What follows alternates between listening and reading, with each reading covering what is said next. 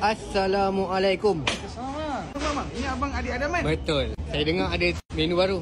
Itu dia bang. Abang nak tengok menu baru? Set salam abang Okey, tunjuk bang. Tak ada lagi nasi putih bang. Mai. Oh, ni apa nasi biryani? Biryani Hyderabad bang. Hyderabad Nampak bang. lembut-lembut, tak melekat bang. Masya-Allah, siap ada telur tu. Abang okey, sihat bang Sihat bang. Nampak sedap bang. Kali dia cantik bang. Itu dia bang. Ada telur. Siap ada telur rebus. Telur bang. Nasi juga ke nak tambah? Sikit lagi bang, sikit lagi bang. Saya hari ni lapar bang. 2 hari saya puasa.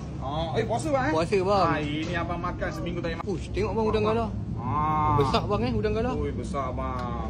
Wah, macam ni puas makan bang. Apa lagi bang? Bang, sotong goreng tepung bang. Sotong goreng tepung pun dapat macam kat kedai Kelantan. Kita punya signature bang. Ada signature. Ada signature bang. Apa tu bang? Kepala ikan bang. Kepala ikan. Besar-besar bang, berisi bang. Ni ikan apa bang? Ikan merah bang. Ikan merah boleh. Kepala ikan. Merah, bang. Ini semua set bang set bang. Sayur boleh pilih bang. Apa nak sayur apa bang? Sayur kobis lah bang. Kobis ada. Lemak kobis habis bang. Kobis habis. Bang. Banyak menu dah habis bang. Okey, apa lagi sayur ada? Bang, ada yang tauge ada, peria ada. Saya nak toge. Tauge sikit bang. Baru jadi boleh tauge bang. Betul. Penuh mat pinggan ni. Ni kan pinggan ni talam. Lepas tu kita ada bendi bang. Bendi pun dapat.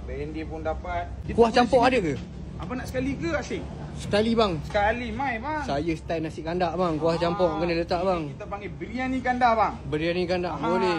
Biryani kita kandak. Buat dia bang. Itu dia bang. Kuah kami bang. Dulu abang viral dengan kuah kambing kan bang. Ya bang. Buat sikit bang bunyi kambing. Orang semua dah tahu dah bang. Ni nasi kandar helikopter kan? Yes bang. Dulu helikopter. Masih lagi helikopter. Macam mana bang helikopter?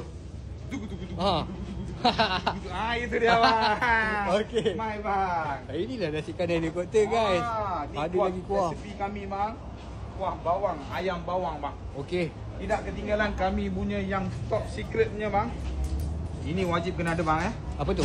Ini kerak bang, ayam gebuk bang. Kerak ayam. Ini favourite saya ni bang. Ini nampak dia bang, bawang goreng. Bawang goreng lagi dapat. Lepas tu bang. Ni apa?